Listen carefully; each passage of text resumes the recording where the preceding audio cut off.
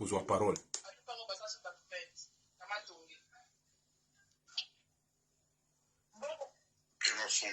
Oui, papa Jean-Claude. Nayebi te esika nini yo ozwami mais oyebi kanga nazaka moto nakobombela te naza na émission nalingaki nalobela pe makambo na yo ndenge okendaki na kini na ndenge ozongaki mais nalingaki ke yo moko ozwa mwa parole na ndenge ya radio nakobombela te naza na live.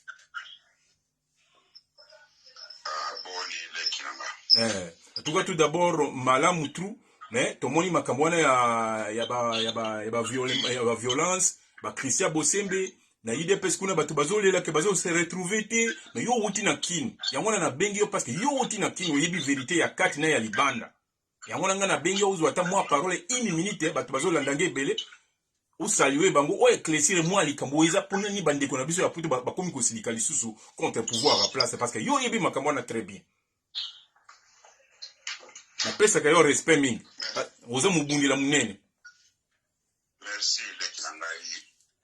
Tout d'abord nazako condamner agression ya ndeko na biso. Papa Jean-Claude Wakati, est-ce que koko se présenter loko les radio pour batu peut-être ba yoka mungu ba koyeba qui est Papa Jean-Claude nga na yebio o éclaircir kaka moi batu bazolanda bazé belé wana o se présenter kaka moi belé moi wana comme ça tous les. Oui, bandeko ba o ba yebinga été kombona nga Wakancha 365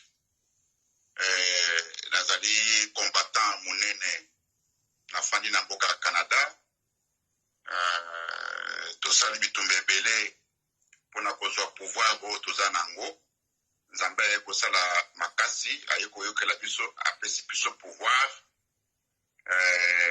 tozana kati ya pouvoir tina mwa lelo mais tout d'abord question tuninga pona ndeko nanga Bosembe mais nadoa ko condamner vraiment makasi pona na ndenge basali ndeko nangai parce que tozana période moko très difficile ndeko nangai tozana période moko très difficile toza partager mboka ezali ya ndambu soki otali na Kivu bitumbe ezali na Kwamutu bitumbe ezali lelo oyo nalandi hier nalandaki mboso alobi ke mboka ezali dirige te mboka ezali protege te bato bakomi kobunda ti na océan na biso awa na fleuve Congo bitumbe eza kuna na pembeni na kati ya Kinshasa likambo na kango na kati ya Kinshasa bitumbe ezali mais soki tosakani biso bakongole na mboko ya kitoko toza nango na mboko ya bwanya na mboko oyo richesse etonda pebo soki tomi mettre ensemble te soki tokomi kokendeka na lire oyo ya biso na biso tozokobetana biso na biso toza kobunda biso na biso on n'arrive pas à rester ensemble en tout cas ezali pasi mingi po to perdre mboka wano lokola ba Soudanais lelo bakoma Soudan du Nord na du Sud donc ekozala likambo moko ya pasi na minute tozali oyo po Congo ezala divisé en tout cas c'est très facile à partir de biso moko ba Congolais en tout cas eloko na kosenga na biso ba Congolais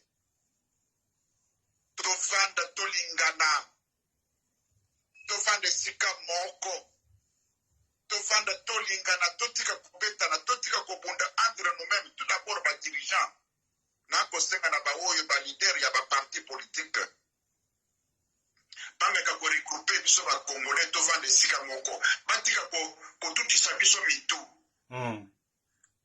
batika ko tutisa biso mitu na kosenga na bandeko na ngai mingi sika na kotia accent bandeko na biso ya ba Congolais ya baluba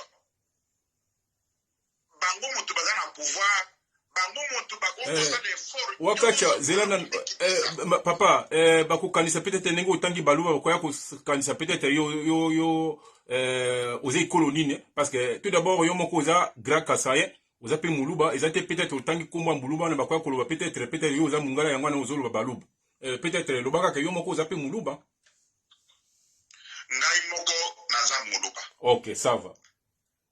Tango nzamba pesi biso ba Congolais pouvoir akokopesa na mbala moko na bikolo nyonso te me bato bazo kodirige mboka na minute ya lelo baza baluba. Okay. Me eloko sikoyo eloko eza kosala mabe mingi na kosenga na bandeko na ngai ya baluba bamikitisa eloko eza kosala kanda epa babikolo mosusu te bandeko na biso ya baregion mosusu ezali orgueil ya biso baluba vantar ya biso baluba toza na pouvoir tozokoyela nini ya kobima mikolo nyonso o biso tokotikala libela o 100 ans tokotika pouvoir tina mokolo yesu akoya tout ça ça fait mal ezokosala mabe na bandeko na biso mosusu bakongolais biso lokola toza na pouvoir biso baluba nous devons komikitisa tokoki kozala baorgueille te tomikitisa tomayeba ndenge ya kovanda na bato à partir tout d'abord ya chef de l'état nga nayebaka te ke soki lelo Félix azwi pouvoir Congo ekozala divise te nga nayebi te soki Félix azwi pouvoir veut dire que unification totale ya Congo. Mais c'est le contraire. Dans les lois, il y a na bandundu bitumba. Il y a Kishasa, moyenté. Il y a Kivu, moyenté. Bitumbeza partout. Il y a des lois na bapoto. Donc, Congo, les Congolais vont diviser totalement le pouvoir de Félix. Mais pourquoi? Pour orgueil légitimiste. Pona kata yondeko bakomi awa bakomi eloko bakomi awa ke responsable oyo nyonso tout ke bakongolais bakomi souffrir eza na maboko na yo c'est parce que yo mutu ozaki le premier mutu ya koyebisa Félix ke a retiré signature wana soko otelemelaka Félix nde peut-être Félix aza président donc malheur ya bakongolais pe eza quelque part pe na maboko na yo olobi nini? Non. Effectivement, tozalaki na course au pouvoir. Tozalaki koluka pouvoir. Tango na senga ki ya longola signature na ezali po tozo pouvoir. Tozalaki course au pouvoir puisque bando koluka pouvoir. Toke ne pas tozo ne pas. Na senga ka longola signature les lois za mokonzi. Est-ce que ngana me retrouver na kiti ça na linga vuvat? Ayebi atanga ite? Ayebi ata esika na vanda kate ayebi esika na donc absolument rien. Les lois nazali oublié. Elingi kolobate na linga kinde tozwa pouvoir po tobongisa mboka. Congolais alia, Congolais asepela, Congolais alala kimia, mboka izali unifié. Tokoma na bakambo ya tomi occupé mboka mutu nyonso alia. Mais ça c'est le contraire de lo eza clique ya batu songolo bakala babengani quelque part balia ba Congolais bakufanza. Balia bango balia balala kitoko na basi na bango na bana na bango ba Congolais banyokoma. Voilà le contraire. Na zwaka ba risque ebele ya komitia liboso ya ba Congolais nyonso. Kosenga ye alongola signature pour akoma chef de l'état, lelo akomi chef de l'état ezalaki po asunga Congolais nyonso tolia tosepela ndenge tobandaki koloba na kati ya UDPS pays des droits. Le peuple d'abord. État des droits. Koloba ke mutu alia, mutu asepela. To lingana. Tout ça elongo moko. Mais ça fait le contraire depuis Félix a eu pouvoir. Les loyaux, batu nyonso mbokeza kopanzana. Mbokeza kopanzana ti lelo na kati ya poto. C'est dire quoi? Elingi koloba ke Kabila zwaka ide moko wa ayeko tia ministère mobimbe ya diaspora. Ministre wana ayoka ba diaspora bali koloba nini? Ba diaspora bali bazaba bato bafai na diaspora baza pe ba peuple congolais. Il faut mutu moko baza na mutu moko oyo aza koyokela bango, oyo aza koyoka suwe na bango, oyo aza kosalisa bango. Mais diaspora est oublié. Ce que au monde lelo bakande eza makasi diaspora est oublié. Encadrement ya diaspora ezali te. Hein? Donc, nyonso wana ngai naza kolobaka na bandeko na ngai ya ba Congolais. En tout cas, tozo kosala blague na mboko nzamba pesi biso ya kitoko ya mboko moko très riche. Toyebi ndenge ya kogarde mboko wana te. Lelo yo to échoué. Mboso lelo mboso akomi kolela ke le pays ne le pays n'est pas protégé. Mboso azanan, muntu ya mi balé, muntu azako le bakien kena, le pays n'est pas dirigé, le pays n'est pas protégé. Muntu ya mi balé après Félix. Ne muntu azako le landengwan. Mais biso ba peuple ya nzela. Donc veut dire que place à côté c'est pour les alités. Ce qu'on tali les lombo kandenge ezali. Les loyo, ce qu'on kena mbulankana. Batu moko ba yeko babimi kuna ba Uganda ba koti kuna ba lobi ke no FARDC ba ko mawate biso to fani na M23 isili mutu tozoko négocier tozoko sola mais ba FARDC ba ko mawate mais balkanisation yangwana mais olie Mboso alela mais ba député to futa kambongo ebele ba 30,000 ba 21,000 mais basa la délégation ba kina kotela ba ya M23 balingi nini te bango bavande tozoko mona bango kaka na ba télévision bazoko loba to vande bango tozoko na ba YouTube non musana bango za ba YouTube te musana bango yangwana bakende kotala ba M23 délégation ya ba député bakeye kotala ba M23 batuna bango ke bolingi nini pona kimia ekota lelo tozana ministre moko ya diaspora Félix atini ministre kenina diaspora vanda na batuana ya diaspora solola na bango suela bango ezani. Mais c'est ça qu'on ndenge ba dirija kamboka. Mais c'est le contraire. Oyo biso tozu yango to komi ba orgueillé. To kotikate to kosala santa. Mboko etina bo Yesu akoya. Ah biso ba kela biso pona ko diriger. Donc orgueil wana ça fait mal. Ça fait mal aux autres. Les autres ça la mabe. Et tozaba baluba bazaba supérieur na ba bikolo mususu te. Biso tozaba congolais. Mais cet orgueil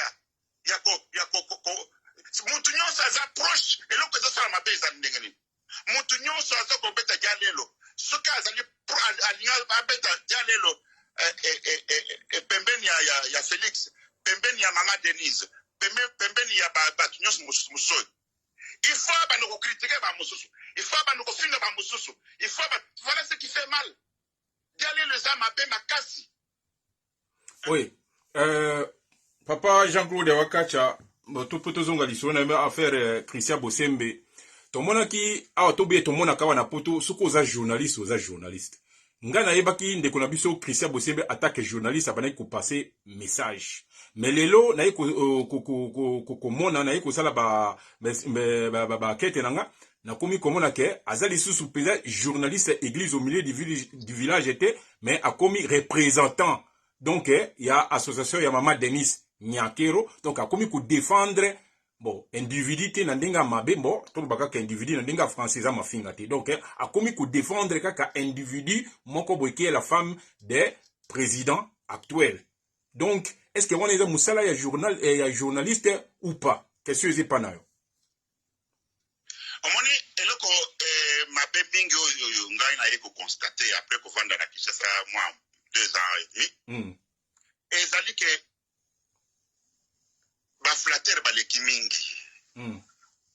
Ba flatter baleki mingi pozo moi $100 $200 il faut bandiko kumisa moto parce que leki mingi na Kinshasa nyonso za komona baningi mususu faut bo comprendre ba Bosembe wana le mususu adai ko sala ba émission na bien mais amoni très bien que lelo efutie tango koma iko bete mama Denise Dialelo lelo e ba pesi poste akabaka ya poste aza kozwa soki aza na ba million aza na mura komi mutu ambongo directement dia lelo eza kofuta na kata Kinshasa soko obeteli mutu dia lelo te soko obeteli tala lelo yo bato babete ba dia lelo baza na ba poste bato babete ba dia lelo te baza libanda donc pour ozwa poste na Kinshasa beta dia lelo soki obeti dia lelo te okolia te okomela te eloko wana eza na kati ya Kinshasa eloko wana ezali moyen ya kokima yango ezali te mais nous devons comprendre que motu soki aza kopasi eleki mingi na Kinshasa Bosembe abande kosala mosala na ye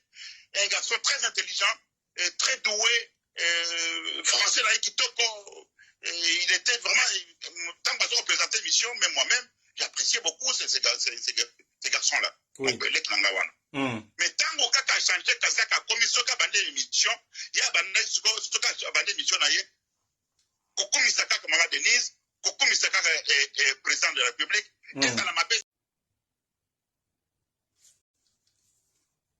ndeko ozwi bon bozalaka toujours wana bakati biso mais akoya kaka koya kaka bozela nazongisa ye parce que ça sujet moko très important pour bato ba comprendre pourquoi agression quand ndenge na yebisaki bino wana na ba combattant na sololi na vermeil et puis na sololaki na nini na matumona bato ba agresser Christian Bosembe boyoka wana eza wakacha 365 donc oyo ayebi Félix très bien koleka mutu nyonso tout parce que ça wakacha quelque part Félix akoki kozala président te donc bango bayebani bandakala mutu azosola nanga aza l'un ya moko oyo asalaka ke Félix akoma na pouvoir mais yepe azalaki abandonné donc pe population baza ko se retrouver te batu nyonso tout pour se retrouver il faut beta jalilo ya wana na koti ici parce que il aza témoin oculaire oyo asala peut-être que Félix akoma président na kata République démocratique du Congo. Na meka isusu wana kokotisa ye kokata biso ka boyete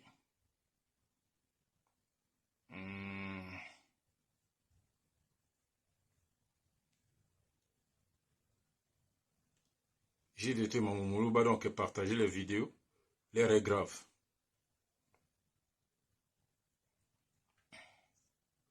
Comment que toza ba 80 millions d'habitants alors tout le monde bakoki ko se retrouver te kaka soko oza na 4 millions wana ndo ko se retrouver soko beti jali kam dingi boyoki wakacha ye moko azo témoigner wana makamango penza eza bongo wakacha Jean-Claude kati pona nini to yebi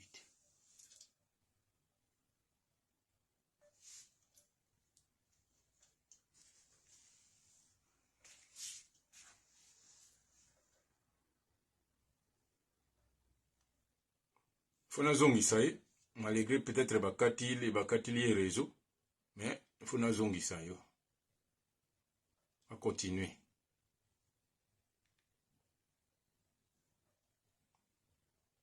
parce que réalité ils a tricage jeté mais non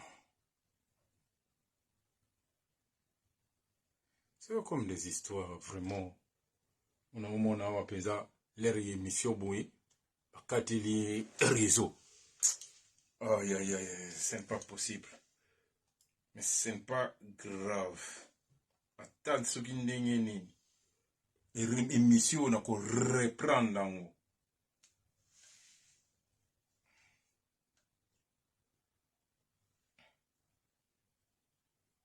na ko reprendre nango ayebi toujours ce qui ndeko na lingaloba ba tentation toujours ezalaki belé makasi parce que aza mutu moko ayebi makambo ebele ko j'ai dit yo yebi wakati aza n'importe qui te wakati na vermeil Congo d'abord baba tout moko bayebi makambo ebele ko soki balingi baloba komona toujours moi eloko moko boya ebimaka toujours pour baloba te cette fois-ci vraiment na kosala tout poison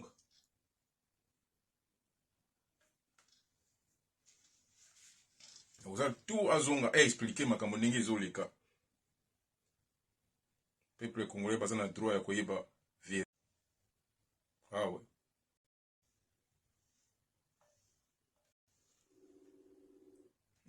isimbaka te isimbi balingaka te koloba na remarqué eloko moko chaque fois soko olingi oloba il faut batsa eloko moko esalema nayebi te pourquoi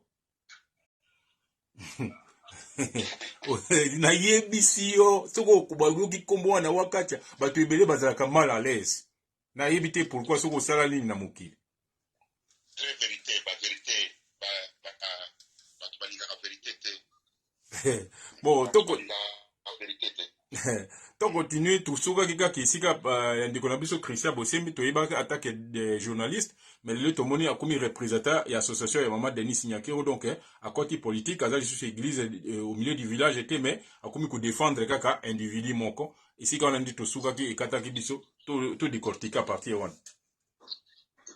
Bien sûr, ezali mabete à tout ça na ina maman Denise, c'est bien. À tout ça na mais de toute façon il faut pas que il faut être à la juste. Au moins le komoko na eko remarque que na moni bande ko musu bako cha moto esika bako cha essence esika moto lokola bande ya pare likambo ye salami na moni ba musu bato dike non bazana tribunal bako kusa bango dans sur temps mais bon ngai il fallait baluka bande ko wana ba oyo ba agresser Christian Bosembe bazali ba congolais baluki bango bafandisi bango esika moko na Christian Bosembe pona kosala réconciliation pona kokitisa tension bafande esika moko basololi bamisengani pardon vie econtinue mais namoni baza koloba ndenge nini o baokende koatake bafamille na bango na Kinshasa o bakwende bazoluka bato yango bafunda bango na tribunal bakangisa bango eza siko guerre oyo ekokosila lelo ti lobi te alors bato wana mpe baza na bakamara baza banini mokolo mosusu sikoyo bato mosusu oyo bakoya bakote ya faci bakoya mpe na Kinshasa bato wana bakosala sikoyo refa vedire ke biso tokoyokanaka te non bato sage bakoloba non où sont ces amis là baluki bango esika bazali Bosembe azana na France baluki Bosembe bavandisi bango bandeko biso toza bato moko bozoko welani nga ndenge namonaka ndenge wana papa tango ya kala mais papa wakacha pona zongisa omwa tango tozalaka assemble na bino assemble tango bandeko wana babandaki kolia na Kabila assemble baneti ba général kanyama wana bango to bazaki ba congolais ba mende wana banani tout mais to banaki ko traiter bango comme ba collabote to banaki ko beta bango mais lero wana na IDPS tozaki na bino assemble ou bien tozaki na bango assemble mais to condamner to monaki ba acte wana ke ezalaki bien ba Rex kaza di ba beta na bango na ba kengo ba lungola bango ba mino IDPS a beta maboko pourquoi kaka siko nde komi mabe me ni époque tango tozaki na ba combattant ya IDPS ba action ya lumbe mutakalisation na ezaki très bien mais siko ekomi mabe pourquoi papa wakachi question eze pas na yo ah oui ndeko na ngai omoni tango tozoko vanda mikolo eza kokende tokoluka tomoni tosalaka yango mais tozwaka eloko te soki omoni lelo nini tozwaka yango lelo bato tosalaka bango lumbe bango na pouvoir bato tobetaka bato tobundisaka bango na lelo baza ba ministre oui bamusu baza ba DG bamusu baza na pouvoir bakolia bakosepela iko prina lambere mindi moko aza na kati ya pouvoir à place baza kati ya pouvoir bato nyonso tosalaka bango lumbe to veut dire que c'est inutile eloko bato nyonso tosalaka bango lumbe kobeta kosala bango tout ça lelo oyo kengo azaki pepele aza kuna akolia mbongo na ye lelo oyo baministre bato mosusu baza kuna baza ebele lelo baza na union sacrée bakolia mbongo ça n'a rien payé il faut te eloko ata moko te mais c'est le contraire tozotourne mais sikoyo soki il faut to évoluer toloba très bien ke tosalaka yango mais esala eloko moko te bato moko wana bango na kati ya pouvoir bakomi kozonga bango nyonso donc olie tocontinue ke na rythme oyo ezofuta te lelo oyo tosala de façon ke tolingana tomona tochange mpe méthode ya combat tozanda esika moko tolia bitumba esala ndenge wana il faut tobe réconcilier entre nous-mêmes olia kotia bitumba kotia moto lelo ndenge nazoka na Paris ke no baokende kobundisa bandeko ya baoyo babundisi bango na Congo na Congo ekopela moto boye na boye mais Congo sepeli moto na mai ndombe kuna moyen te na maluku kuna moyen te na fleuve Congo bazoloba te bato moko bazokokotela kuna masasi ekolela donc bitumba eza na kati ya Kinshasa eza na Congo mobimba na kati ya maloba te mais président ye moko alobaki ke mboka esi kufa na ngoka leloko ya koboma lisusu eza te non mais eloko ya oyebi soko lelo oyo toza na bandako ngamu tunazoloba te ngamu tunazoloba te na répéter kaka phrase président lobaki oui oui kasi yango nalingi na répondre mpona koloba te oyebi ke bandako mosusu lokola nawo na kisasa awo na canada awa okosomba ata na kisasa okosomba ndako moko na cheve soki moto alingi kobomela moto afuti ndako te alingi abimela ndako omoni barecho alongoli bacongélateur alongoli lokola awo na canada awa babiloko tutu yo oye kosomba ndako yango na banke kaka na ndenge ezali wana ale okomi koretape yango ozongisi congélateur ozongisi frigo ozongisi recho batie peinture ndako na ye kitoko ovandi oye korevandre yango très cher soki président akutaki mboka yango ese ekufi mais toyebaki te avant tokota na pouvoir toyebaki te mboka yango ese ekufa tobanda koluka pouvoir kwani mpo tobongisa toza na période ya kolela te on le savait très bien ke mboka eza kokufa ntango tosi sikoyo pouvoir ezalaki mpona kobongisa mboka eza mpona esika ekufi tobongisa awa babebisi tobongisi awa ebokani tobongisi awa toza bato ya kolelalela te on le savait très bien ke mboka eza kokufa mais soki tokoti sikoyo bayaka na milelo mais pourquoi toningaki pouvoir mpona mpo tomi enrichir biso moko te toyambwana lobi te veke et puis milelo wana eza te kaka kolela na minoko tozomona mpe agression physiquement donc epai ya physiquement epai ya ndeko na biso kabuya tomoni bamembre mpenza ebele ya bapeti oyo bavandaka na limité wana balingaki bakende ntina oyiwa bakende komona président bayebisa ye ke ça ne va pas baza kose retrouver te nzala eleki mais tomoni kabuya atindi bato na ye na basi na bajeune garçon babeti bango na bamakila peut-être yo moko omonaki ubien nano omoni te na kobwakela yo kaka soki tokati awa omona mpenza bapeti wana ndenge babetami bamakila partout donc kabuya atindelaki bango bato babeta bango donc ekomi nango ka bongo omoni yango wana azoloba très bien ke on a échoué yango wana ntango nazokoloba bato mosusu bazokofingafinga ngai bato bazokoloba très bien ke non il faut dire la vérité pour dire très bien que nous ne sommes pas arrivés ya kokudirige mboka wana soki omoni lelo mboka epanzani lelo oyo tozwaka mboka ezalaki mobimba nango lelo ndambo esi ekei lelo ba 5-6 mois yango depuis bakata ndambo ya Congo lelo oyo oke na Kinshasa trouble kuluna kutu kuluna azako policier akomi kokima kuluna bakata Kinshasa capitale du Congo kuluna a dominé policier akomi kokima kuluna donc sécurité ezali te mboso moto ya mibale na kati président ya parlement ye wana aza kolela alobi ke le pays n'est pas dirigé ye wana aza kolela alobi très bien ke mboka eza dirigé te wana soki mboso aza koloba ndenge wana kasi biso bapeuple ya pampa tokoloba ndenge parce que ye moto ya mibale akolela alobi ke le pays n'est pas dirigé il y a le désordre bitumba na kwa mutu bitumba na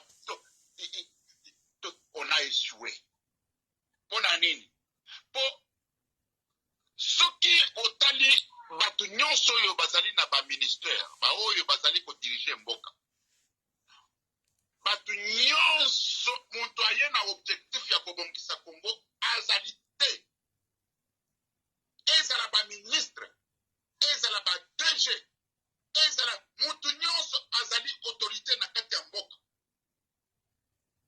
moto nyonso aye mpona kobongisa libumu na ye azala bien alia kitoko atonga bandako na poto asomba atonga na Kisasa akoma millionnaire avant pouvoir ekufa avant pouvoir esila moto oyo ata de guerre ata moko te azali te oyo aye mpona kobongisa avenir ya Congo avenir ya mwana Congo azali te soki omoni bandeko bazala na kati ya France wana lelo oyo baza kokotere bakosala nde oyo balobi ke bamonana bango mpe lobilobi bayamba bango na Kinshasa balobi ke bango moto basala bayambaki bosembe bango moto baprotegeaki bosembe bango moto bakompatir na bosembe bato basali boye na boye kuna na Kinshasa bayamba bango baloba na bango te non prenons au moins quelque chose ou bien bazokoluka poste mais bato ya bwanya bakofandisa bosembe na bandeko na ye